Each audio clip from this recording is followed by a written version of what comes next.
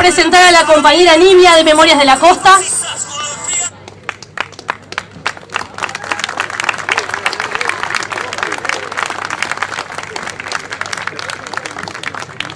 ver si casa bien acá, así no tengo que agarrarlo.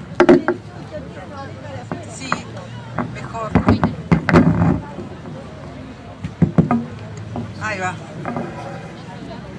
Buenas tardes, compañeras y compañeros. Bienvenidos a todos y todas. Muchas gracias por estar acá. Muchas gracias por el aguante del frío. Queremos agradecer especialmente a todos los compañeros, a todas las organizaciones de la Intersocial, por todo el trabajo que hemos hecho en conjunto con Memorias de la Costa. Y a todas las vecinas y a todos los vecinos que están por acá hoy. La Comisión Memorias de la Costa reafirma su compromiso con la lucha por verdad, por justicia y castigo a los culpables.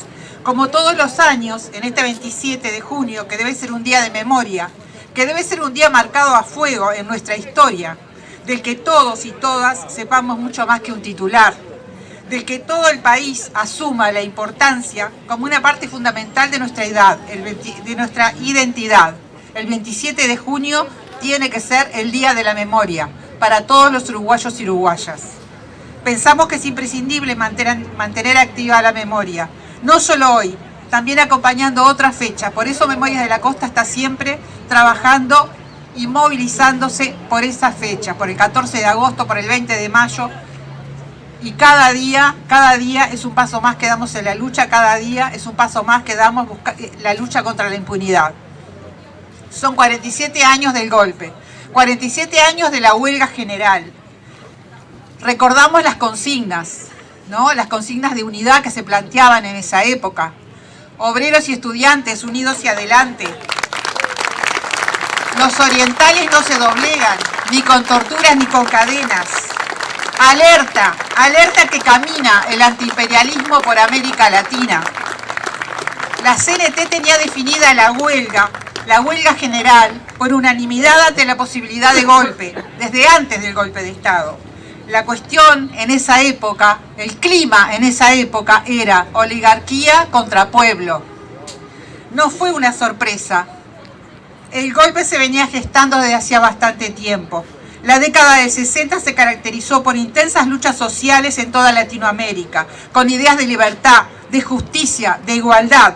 Buscábamos transformar las realidades de sus raíces.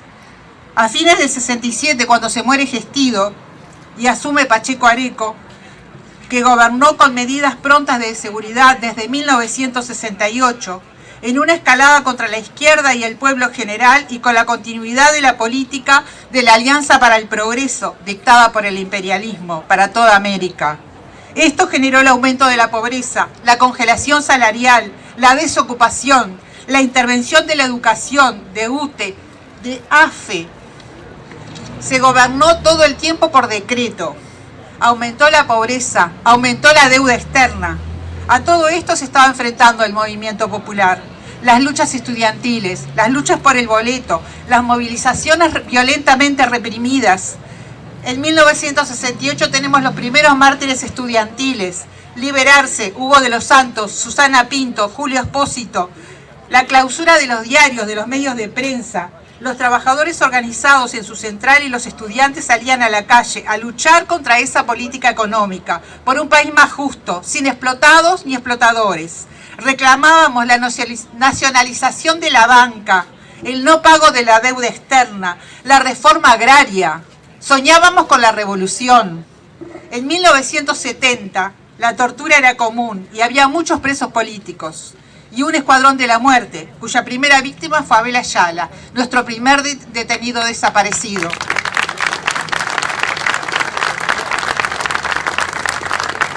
El siguiente compañero fue Héctor Castañeto, y después también el escuadrón asesinó a Ramos Filippini y a Íbero Gutiérrez, dos mártires más del terrorismo de Estado. Ese escuadrón del que fue miembro activo el torturador y asesino Víctor Castiglioni, al que le quisieron poner nuevamente la placa en el Ministerio del Interior. Ese mismo asesino y torturador que ejecutó en 1972 a una mujer desarmada en el piso poniéndole el pie en la cabeza, como fue Ivette Martirena. con total cobardía, y luego le disparó. Ese escuadrón que sembraba el terror con sus atentados contra todo lo que se vinculara con algo que fuese de izquierda o de protesta, los abogados de los presos políticos, los familiares, etc. En el año 71 gana Bordaberry y el Frente saca 18,3% de votos. Hay denuncias de fraude por parte de los blancos y también en el 71 el gobierno colorado habilita la actuación represiva de las Fuerzas Armadas. Bordaberry asume en el 72. La situación política, económica y social es cada vez más grave y convulsionada, con la devaluación del peso. La inflación era del 100%. Como no tenía mayoría parlamentaria en junio, hizo un pacto con sectores blancos, el llamado Pacto Chico. Y ahí participaron el señor Luis Lacalle, Mario Heber y Martín Echegoyen, por si no nos acordamos de dónde vienen los pactos de los partidos políticos tradicionales. La represión, el terrorismo, la tortura, la desaparición y la muerte en los cuarteles y en las calles eran moneda corriente. Ese era el clima en nuestro país. Ese año también Sanguinetti, ministro de Cultura, informó a Juan Pablo Terra, que era el representante del Frente Amplio, le dijo a Juan Pablo Terra que había tomado las medidas necesarias para que el Escuadrón de la Muerte no actuara más. Ahí tenemos los orígenes de los vínculos de los partidos políticos de derecha y el Escuadrón de la Muerte y el terrorismo de Estado, compañeros. En ese momento ya no necesitaban al Escuadrón de la Muerte porque ya estaba oficializada la represión por parte de las Fuerzas Armadas. Al mismo tiempo, en el cuartel de 33, asesinan al obrero Luis Batalla en la tortura, en el mismo año. En febrero del 73, los militares sacan los comunicados 4 y 7 con un planteo populista. El 8 de febrero renuncia el comandante en jefe, César Martínez. El 9, la Armada ocupa la Ciudad Vieja, el Ejército y la Fuerza Aérea lanzan un comunicado, ocupan la radio Carmen y Monte Carlo. La calle ya estaba llena de militares, controlando, vigilando, reprimiendo. También en febrero del 73 se creó el COSENA, que estaba integrado por civiles y militares. Para todos los que dicen que había mucha democracia en esa época, compañeros, el COSENA y la Junta de Comandantes en Jefe estaban a la cabeza de la gestión gubernamental y de la política represiva. El ministro de Defensa, Interior, Economía y Relaciones Exteriores. Todos ellos integraban el COSENA. El 12 de febrero se firmó el Pacto de Boisolanza y participaron Valparda Ablengio, Juan Carlos Blanco, Ravena y Pacheco Seré. Otros miembros honorables de los partidos tradicionales. Fue época de represión, de tortura, de violaciones, de asesinatos, de desapariciones, de robo de niños. Fue un proyecto que respondió directamente a la estrategia imperialista de Estados Unidos en la región. Una ola de dictaduras cívico-militares con las escuelas de las Américas y la doctrina de la seguridad nacional a la cabeza. El desafuero de Erro, la disolución de las cámaras, la creación del Consejo de Estado, presidido por Echegoyen, senador blanco, y Millor, colorado. Por si no se recuerda la participación de civiles blancos y colorados durante la dictadura. El golpe de Estado fue la culminación de un proceso de deterioro de la situación política, económica y social del país, con un gobierno que aplicaba la receta del FMI a rajatabla, la congelación de salarios, el beneficio del latifundio, los grandes industriales, los banqueros y los exportadores. El 27 de madrugada se disolvieron las cámaras con la firma del propio Bordaberry. A las 7 de la mañana entraron Cristi, Álvarez, Barrabino y otros militares a colocar sus botas sobre el Palacio Legislativo. Esa imagen de la patota por el Salón de los Pasos Perdidos quedó para siempre en la memoria de todos.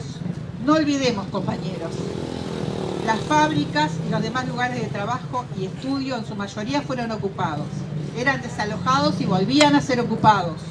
Fueron asesinados los estudiantes Walter Medina y Ramón Pérez durante esos días que duró la huelga general el 73. Se llenaron los cuarteles en cilindros porque los cuarteles no alcanzaron para todos los presos que llevaron. El cilindro fue usado como centro de detención de miles de uruguayos y uruguayas. A 12 días del golpe se llamó una concentración por 18 de julio, a las 5 de la tarde, como muchos recordamos, ¿verdad? Con el poema de Federico García Lorca y Castillo diciéndolo. En 1974, bajo los principios de la doctrina de la seguridad nacional, se aprobó una nueva ley orgánica militar. esa ley orgánica que los militares hoy siguen defendiendo. Esa ley orgánica también completaba la institucionalización del COSENA, la Junta de Comandantes en Jefe, el Estado Mayor Conjunto, ESMACO, la misma ley que hoy reivindican ellos. Aumentó considerablemente el número de militares que ocupaban cargos a nivel estatal. Militares designados, interventores de entes autónomos y otros cargos en la administración pública. Estas medidas responden a una política de control y vigilancia de la sociedad civil, comprendida dentro de la lógica del combate al enemigo interno. En noviembre del 74 se ilegalizan todos los partidos políticos. Para 1976, Bordaberry proponía un régimen donde el sistema de partidos no tenía cabida. Y por tanto, fue destituido el 12 de junio, donde asumió De Micheli, al frente de la dictadura, ¿verdad? Se suspendieron las elecciones que corresponderían a ese año. Se creó el Consejo de la Nación, que era juntar el Consejo de Estado y la Junta de Generales, con facultades para designar al presidente y a los miembros del Consejo de Estado. El 1 de septiembre asumió Aparicio Méndez, otro blanco.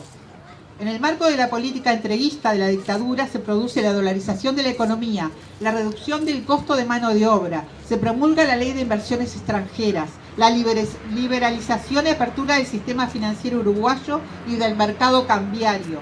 La deuda externa pasó de 956 millones de dólares a 1.239 millones de dólares en 1978. El objetivo era convertir el país en una plaza financiera. En noviembre de 1982 el dólar subió de 13 a 39 pesos. A partir de ahí ocurre una de las peores crisis económicas de la historia del país, con caída en picada del salario real, fuga de capitales. La deuda externa llegó a las 4.238 millones. Se vislumbraba un proceso ya desde ahí de lenta recuperación democrática. En el 82 el endeudamiento externo llegó al 90% del PBI. Durante todo el periodo del terrorismo de Estado hubo actos de resistencia. El no en el 80, donde la dictadura intentaba legitimarse y perpetuarse. En el 81 asume la presidencia Álvarez. En noviembre del 82 hay elecciones internas para los partidos políticos Blanco, Colorado y Unión Cívica. El FA estaba excluido. Los estudiantes se nuclean en ACEP y los trabajadores en el PIB. El cooperativismo con FUCBAN. Y se empiezan a oír los caceroleos con apagones. El 27 de noviembre del 83, el acto del Obelisco, el Río de Libertad, con el discurso memorable de Alberto Candó. Y la gente iba, con miedo, pero iba. Aunque había una red de vigilancia y control de la población, se hacían cosas, compañeros. Siempre se pueden hacer cosas, siempre se puede luchar. La censura, la prohibición de difundir determinadas noticias, de libros, de autores, de música, de artistas, ocurrió desde antes del 27 de junio. Luego fue peor aún, confiscaban hasta la correspondencia. Noticias sobre el país que debían pasar por la censura para luego ser enviadas al exterior por agencias informativas. Se controlaba todo, la radio, la televisión, los diarios, etc. Había una comisión de censura para las actividades artísticas. Las películas podían ser recortadas o directamente prohibidas. El carnaval también era controlado y censurado. La dictadura generó un proceso de restricción en las formas de solidaridad social, en la medida que los mecanismos represivos, el miedo instalado en la sociedad, conducían a que las familias se encerraran en sí mismas y los espacios barriales de interacción social se iban restringiendo al tiempo que se imponía la cultura de la sospecha y del miedo. Se imponía el miedo irracional que generaba el régimen porque tenía ese poder, un poder económico, un poder político y un poder militar.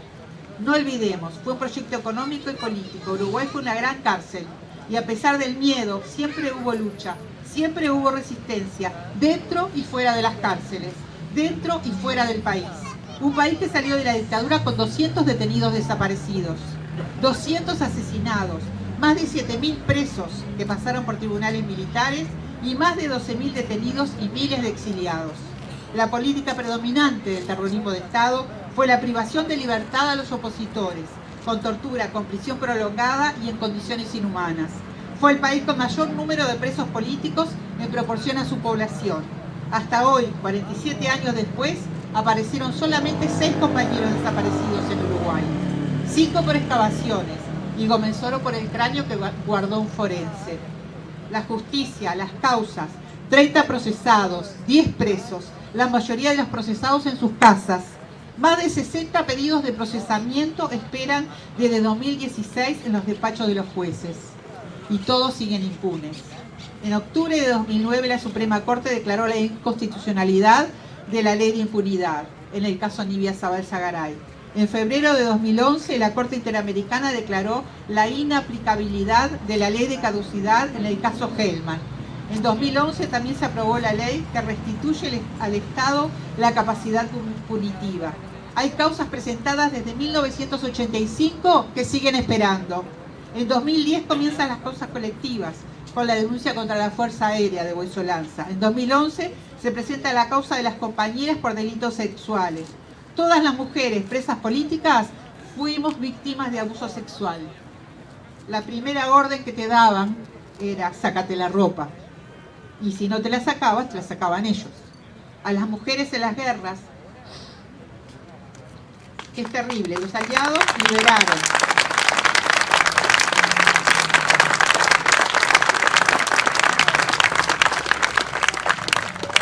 A las mujeres que los pueblos iban liberando cuando la Segunda Guerra, también las violaban en masa. ¿Cómo la población iba a denunciar a esos soldados que las habían salvado, a esas mujeres violentadas, humilladas? No las dejaron hablar ni reclamar nada, las avergonzaron y hasta las excluyeron. Ellas tenían la culpa. En muchos casos sus propios maridos las echaron. Si será viejo el tema de la discriminación de la mujer y de los asesinatos y de la violencia contra la mujer, compañeros.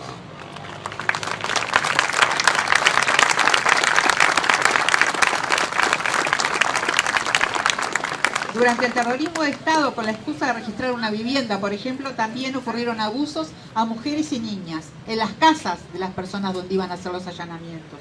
Y como eran todos cómplices, los abusadores, los violadores, siempre se cubrieron entre ellos y lo siguen haciendo hasta hoy.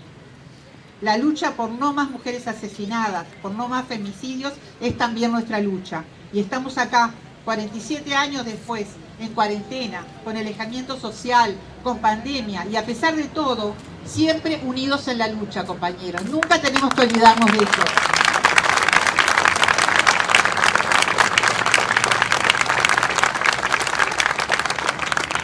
Con este presente de gobernantes que colocan cargos de confianza a militares de su confianza, con violencia contra las mujeres, con narcotraficantes que son llamados empresarios de la soja. Eran millones de euros en esas toneladas de droga. Pobre empresario, ¿no?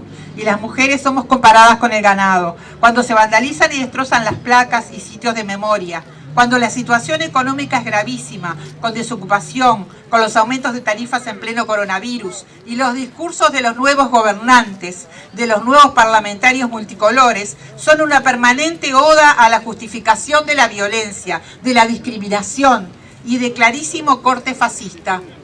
El uso del Parlamento para reivindicar los derechos humanos de los viejitos, como el caso del soldado que fue procesado por delito de lesa humanidad en el asesinato de Berreta, muerto por la espalda y esposado.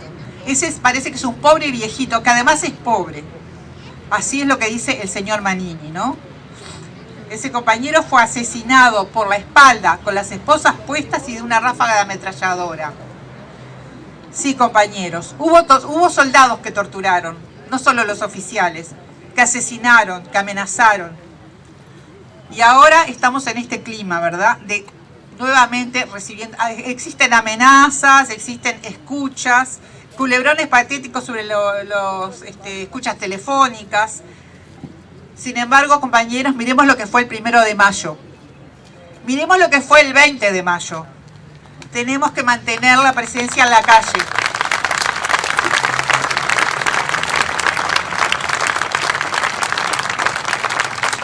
La lucha contra la impunidad no para, no puede parar. Nuestros compañeros desaparecidos siguen presentes y su ejemplo de lucha sigue siendo nuestra bandera. Como colectivo, creemos que es imprescindible mantener activa la memoria, no solo hoy, también acompañando todas las fechas importantes de nuestro pueblo. El 8 de marzo, el 20 de mayo, el 1 de mayo, siempre que sea necesario, estaremos presentes, con humildad y con compromiso, porque siempre, siempre, compañeros, vale la pena luchar por verdad, por justicia, por memoria, nunca más terrorismo de Estado.